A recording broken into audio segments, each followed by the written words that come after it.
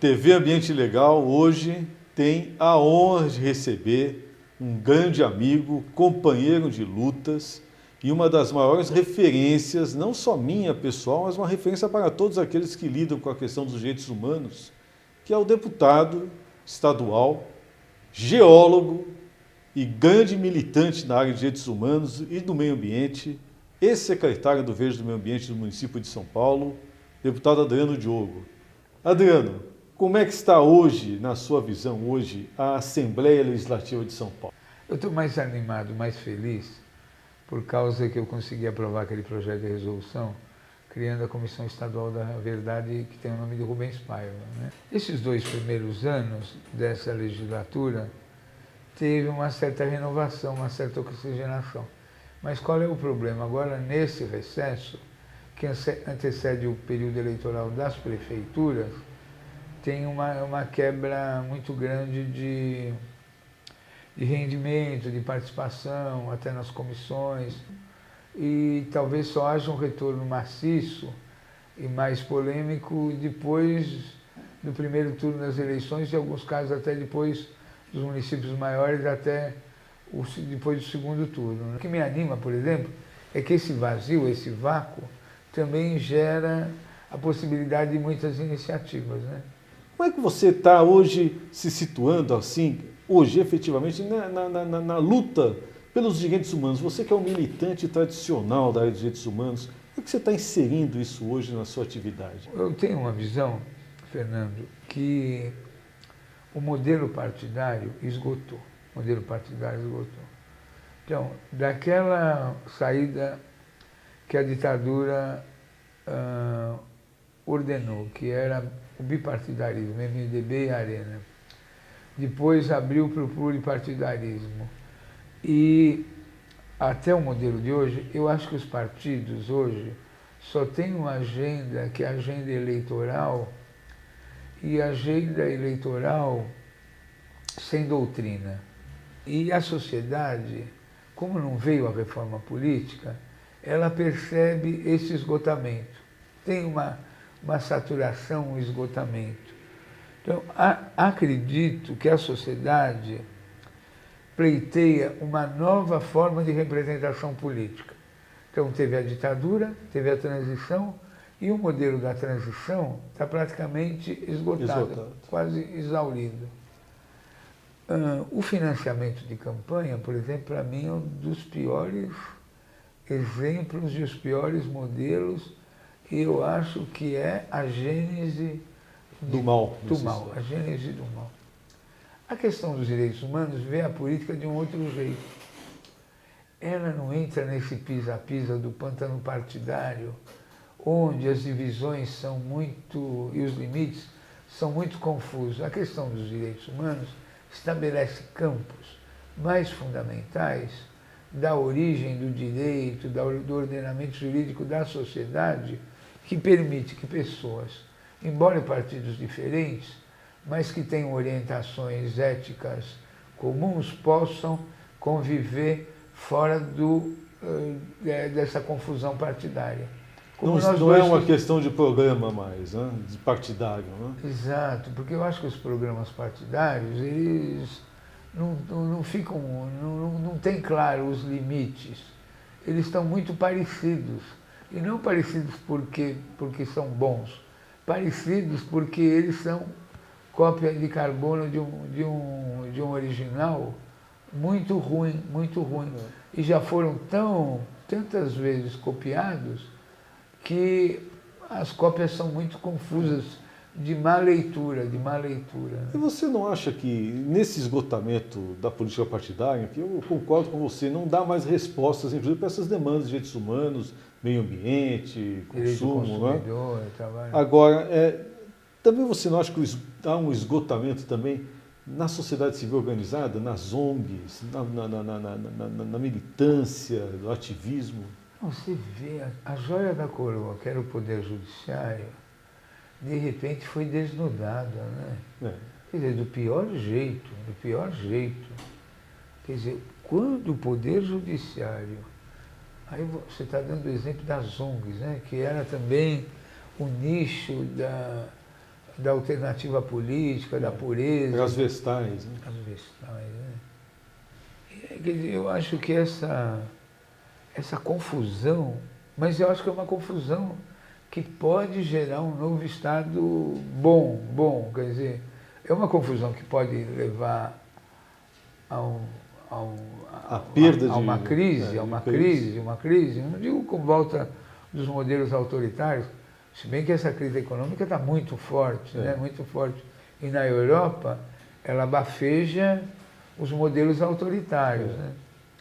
Aqui eu acho que está chegando de uma forma diferente, mas tenho minhas preocupações. Adriano, isso que você tocou, assim, nos remete a uma questão muito séria, que hoje a conjuntura, mudança do quadro político, quer dizer, os partidos não dando mais, não atendendo a essa nova demanda, né? A necessidade de mudança de discurso, essa nova visão que você está dando da questão dos direitos humanos e o perigo da retomada do radicalismo, né? Como você viu na Europa, né? Isso está refletindo muito no Brasil, né? Esse justicialismo judicial, né, que a gente tem observado, né? Essas comissões, esses inquéritos que surgem do nada, escuta telefônica vulgarizada para cima e para baixo, né? Bisbilhotagem com ar de inquérito, né? E o que é pior, a volta da tortura, né? Da ação violenta policial, né? Como se isso fossem ícones da proteção de uma democracia que, na verdade, acaba perdendo com isso, né? Como é que você está vendo esse quadro hoje, hein? Você vê, são dois movimentos colidentes, né? Por um lado, a população melhora a sua renda familiar, começa a estudar, uma juventude inteira tem um futuro pela frente, quer ter um protagonismo, uma participação na história, e esse conservadorismo, porque todos os partidos hoje são de centro. Centro, um pouquinho para a direita, um pouquinho para a esquerda, mas todos são de centro, né? E esse centrismo exagerado, forçado, faz com que a sociedade se desiluda. Aí, na medida que o país cresce, na medida que as pessoas estudam, na medida que as pessoas têm uma expectativa, elas se deparam com a elite do país, só repetindo modelos completamente superados, autoritários, e para essa juventude não se oferece, para essas novas gerações, para não falar de juventude, não se oferece nenhum protagonismo, nenhuma esperança, nenhuma expectativa. Então, quando a coisa fica desse jeito, é muito perigoso. Porque quem é que vai querer entrar num partido político hoje? Quem é que vai querer se candidatar a um cargo eletivo, a uma Câmara Municipal, uma prefeitura, que não esteja dentro dessa máquina organizada de uma forma que só quem está lá dentro é que sabe os caminhos do labirinto? É muito difícil. Então, quando a política se torna um corpo estranho para a sociedade, e a sociedade... Porque qual é a pauta maior da sociedade? Não queremos mais voto obrigatório. Como se o problema fosse o voto obrigatório. E por que a rejeição ao voto obrigatório? A rejeição ao voto obrigatório é a rejeição à participação política. E isso é perigosíssimo. Perigosíssimo. Porque quando um país acha, e uma sociedade, principalmente as novas gerações, acham que a política é um estorvo, que a política não serve para nada, ou melhor, serve para tudo que é ruim, tudo que é errado, é uma coisa perigosa. E o radicalismo domina nessas horas. Exatamente. Né? Lógico que eu procuro sempre um modelo de sobrevivência dentro da política que me identifique mais com o cidadão normal, com o cidadão comum, né? Porque eu acho que a política tem que ser feita por aí mesmo. Porque a política é uma atividade como outra qualquer. E que a gente tem que fazer bem feito, como você faz como advogado, como todo mundo tenta fazer o melhor. Porque o cidadão comum, ele acredita, como dizia Galileu, ele acredita nas leis da natureza. Né? E a política decorre disso. É como o sistema de transporte. O sistema de transporte antigamente não era integrado. Aí integrou tudo e tinha parte do sistema de transporte que funcionava no modelo rural mais atrasado. De repente, o sistema de transporte nas regiões metropolitanas com a nova classe média, com o advento da juventude e tal, ele tem um nível de cobrança e exigência que você não pode oferecer aquele lixo que é oferecido, por exemplo, no São Paulo de Transporte. Então, o nível de exigência na sociedade, o nível de consumo, o nível de rigor é com padrões do século XXI. E ainda nós estamos oferecendo coisa com cara do século XIX. Né? Então, a sociedade hoje, ela tem um mote, um discurso, um caminho que as instituições não fazem essa leitura. Né? Então, o Poder Judiciário está no tempo da válvula e a moçada está no tempo do chip. Você foi secretário do Verde do Meio Ambiente, né, e um brilhante secretário, praticamente você remontou aquela secretaria, né? Sou testemunha disso, eu fui secretário a jato por 10 dias lá naquele período do impeachment do Pita, né? E a ideia justamente era preparar a secretaria para que a turma que viesse com a Marta, na época, assumisse, e você foi o secretário, né? Hoje, como é que você vê? Porque nós temos hoje uma absoluta falta de rumos na área ambiental, né? Na cidade de São Paulo, então, nem se fala, quer dizer, até hoje, você sabe, você foi testemunha disso, a luta para aplicar um estudo de impacto de vizinhança para um shopping center tem que ser judicial, né? Se você pensar que em Nova York, há anos, você não faz nada sem ter um estudo desses em cada quarteirão, né? Nós ainda estamos efetivamente no início do século XX, né? Como é que você tem visto isso hoje? Essa luta ambiental virou religião, né? Virou religião.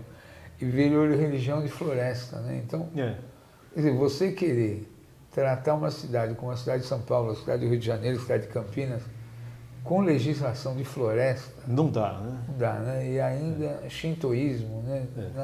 Na floresta, sem introduzir os elementos dos povos da floresta, da mata, né? A questão... E isso está arraigado no corpo funcional das agências ambientais, né? No município de São Paulo, então, é uma coisa impressionante. Você, melhor que ninguém, sabe disso. Porque a questão ambiental, ela é um capítulo da contracultura. Se a gente não entender isso dentro de uma visão cultural, você não vai fazer uma sociedade ambientalista nem pelo modelo sudatório, nem pelo modelo biológico. Claro. É um problema de visão da sociedade. Como é que nasceu o modelo ambientalista? Depois da Segunda Guerra, depois daquele caos, depois dos dois modelos da bipolaridade falida da Guerra Fria, veio a terceira via, que era a via ambiental, que era construir uma nova sociedade com novos protocolos. Né? Então, agora, hoje no Brasil virou ou aquela coisa religiosa, né? Religiosa, que é uma coisa mística. Xamanismo político. Né? Mística, né? Quer dizer, você vive em uma cidade que a questão ambiental passa pelo transporte, pela forma da convivência da cidade. Não adianta você querer impor modelos que não coincidem com a dinâmica e com o processo e com o avanço dessa civilização, né? A questão ambiental hoje está no tráfego da cidade, está dentro do metrô, né? A questão ambiental hoje está na relação terrível que é o solo contaminado das nossas cidades, né? Precisa ter uma destinação correta e não tem, né? Isso é muito mais importante hoje do que esse museu de grandes novidades que a gente tem observado aí até na Rio+20, né? Foi um museu de grandes novidades, né, Adriano? Está todo mundo falando coisa que na Eco 92 a gente já achava que já devia ter sido dito antes, né? Agora, 20 anos depois, você vê um repeteco de lições de moral para quem não fez a própria lição de casa, que é uma coisa impressionante, né? Eu acho que nós estamos sendo um pouco dominados aí não só por um lado pela apatia, como você disse, mas por outro por uma hipocrisia discursiva complicada, né? Eu ainda estou otimista. Eu acho que esse caldo de cultura, esse caldo de entusiasmo, porque eu não acredito no modelo da educação sem um processo cultural avançado. E o que vem nessas novas gerações é uma perspectiva de um novo ordenamento, onde as novas gerações têm um lugar e uma nova forma de ver o mundo. Tem uma mudança, né? Tem uma mudança. Acredito. E eu acredito que a corrente ambiental vai ser vai ser produto disso. Vai ser produto disso. Entende? Vai ser o produto de uma nova mentalidade de comunicação, das formas de comunicação, das formas de expressão, das formas de música, das formas do jeito que a sociedade se organiza culturalmente, e o movimento ambientalista vai ser uma decorrência cultural. Porque esse negócio, por exemplo, hoje nós estamos fazendo um processo de alternativa de comunicação. Os modelos, o jornalão, quando você abre o jornal, você não sabe se é o jornal do dia ou o jornal da semana passada ou da coisa anterior. É a mesma coisa. É sempre jornal velho, jornal velho. O jornal hoje serve mais para embrulhar peixe do que para que você possa ler. Então as pessoas acreditam nessas novas formas de comunicação, por isso que nós estamos batendo papo aqui hoje. Adriano, foi um prazer ter você aqui, né? Eu acho que com esse seu fechamento sobre essa questão da juventude e das novas mídias, né, você pôs os pingos nos is, né, nessa fase de transição que vivemos hoje, né? E ter essa fase de transição com você à testa da Assembleia Legislativa, né, num trabalho parlamentar que você já tem por tradição há anos, né, é um orgulho e é uma satisfação para todos nós que somos cidadãos prestantes, né, que estamos aí atuando e acompanhando essas mudanças da vida. Muito obrigado, e em nome da TV Ambiente Legal, eu agradeço e espero ter você aqui mais vezes. Agradeço a oportunidade também. Muito obrigado.